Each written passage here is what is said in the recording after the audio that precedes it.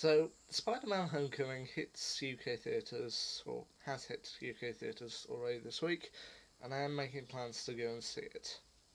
I mean, it's the latest Marvel Cinematic Universe film. It's going to be pretty good, hopefully. But before I see it, I might as well kind of release my feelings on the previous 5 Spider-Man movies. Because Spider-Man has had an active history, as you can see, with a total of 5 solo movies and 6 if you don't count his appearance in Civil War.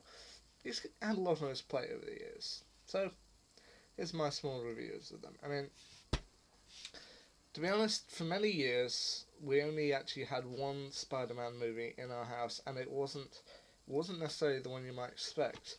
The one that was always sitting on our shelf while we didn't have the others for a while was SpiderMan II. Right, it seems weird to have SpiderMan 2 but not have SpiderMan 1, but there we are. We only had SpiderMan 2 for a while, and to be honest, that's probably fair. I mean, I think Spider-Man 2 was the best of the Sam Raimi trilogy. I mean, okay, number 1. The villain in it, the Green Goblin, Willem Dafoe, I agree, I think he was a perfect part for that, but then he does have a tendency sometimes to go a little over the top, but then he can do sinister quite well.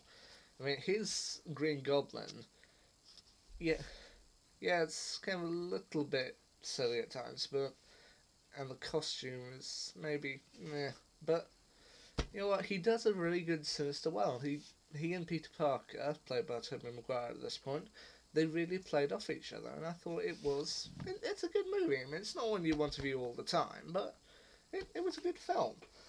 However, when the second one came out, I believe it was 2004, yep, that one apparently stepped it up a notch, and upon viewing it, I think, yeah, I mean, Alfred Molina as Dr. Octopus, that was a pretty good villain. I mean, the way they did his tentacles, that was really cool. And they did take it to a level of Dr. Octopus, he's a bad guy, but then he also does have his sympathetic moments. There are times when he generally kind of breaks down. It was good to see. The third one. Okay, the third one. This is where they claim the Sam Raimi trilogy went off the rails. And to be honest, if you knew the story behind it, you could probably understand why. I mean, apparently Sam Raimi didn't necessarily want to have Venom in the movie at all. He wanted it to focus more on Sandman. Which, yeah, that would have been a good movie. Focusing on Sandman, his troubles and everything, but then the studio said that they had to include Venom somewhere. I mean, if it included Sandman and possibly more of Harry's transformation into the new Goblin, that probably would have been fine. I mean, Venom is a good villain, they tried to push it a little bit too much here. Should have focused a little bit more on Sandman and new Goblin. But still, I don't think I hate it as much as everyone else did. I mean, this was the first Spider-Man movie that I actually went to see in theatres when it came out. And I came out of the cinemas, I was still about fairly young, I would have been about 11 or so, and I actually thought to myself, yeah, that was a good movie. Even if other comic book people around the world were thinking, oh god, what have they done to it? There were apparently plans to expand the movies and Sam Raimi's Spider-Verse even more by having the next one about Vulture, but eventually he decided that, nah, studio interference, I can't take this anymore, I'm out. So the next Spider-Man movie came along, the reboot, The Amazing Spider-Man. This was one where I somehow in my life it ended up going through a Rhys-Ifans phase. Like, literally, most of the things I was watching around that time had Rhys-Ifans in them somewhere, such as The Amazing Spider-Man, Danny Dexter, and Elementary. Yeah, everywhere I turned, there always seemed to be Rhys-Ifans somewhere. But in fairness, he was actually very good in this movie. I mean, as before, it had 2 actors whom I knew, Rhys-Ifans and Andrew Garfield, whom I'd seen very briefly in an episode of Doctor Who back in 2007. Which, yeah, I mean, this one stepped it up a notch. I mean, while Tobey Maguire was more kind of the perfect Peter Parker, Andrew Garfield was definitely the better Spider-Man. I mean, he had his socially awkward moments, but he was more like the cocky the cocky superhero spewing one-liners, which is more what Spider-Man was originally meant to be. And his badinage with the Lizard, I mean, the Lizard I find is truly sinister, and the way Spidey kind of works off of him, that was a good show. But then came the one that everybody hated, and to be honest, I'm not entirely sure why. The Amazing Spider-Man II.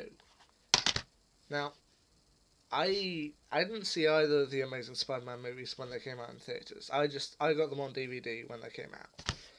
But from the look of it, look at the trailers and everything, I thought, whoa, Amazing Spider-Man 2 looks pretty cool. And then the reviews came out and people seemed to hate it, and I looked and I wasn't exactly sure why. I mean, now that I'm a little bit older, maybe I do see some of the flaws of it, such as, once again, they try to cram way too many villains in here without really much explanation. I mean, okay, I'm fine with Jamie Foxx as Electro. I mean, maybe if they'd worked his story a little bit more and kind of shown more of his resentment, maybe that would have been okay. I mean, I'm even okay with Paul Giamatti's small moment as the Rhino at the end. I mean, I'm glad that they didn't...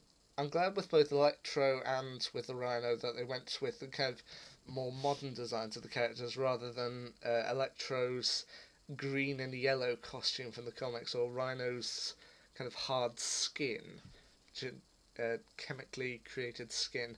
I'm glad they went with the kind of newer kind of tech versions of those characters, because they look amazing on screen. The only villain in The Amazing Spider-Man 2 that I really had much of a problem with was Green Goblin. I mean, yeah, I know in the comics Green Goblin is essential for Gwen Stacy's death, which I actually think was done pretty well here. But I don't know. I think, to me, it just felt like towards the end, Green Goblin just kind of came out of nowhere, and they were doing it for just fan service in order to get that scene, which. But the romance has stepped up here. It's got some pretty impressive action scenes, especially with Rhino's fighting at the end, and it looked like it did want to set up something big that unfortunately it wasn't able to, because after this movie and after a series of other disputes with Andrew Garfield, the series was cancelled. Which comes on to the final part, Captain America Civil War.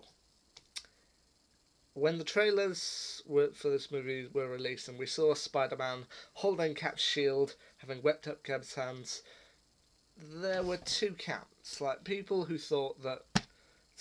People who were just glad to finally see Spidey in the MCU, and those who thought his costume looked a bit weird.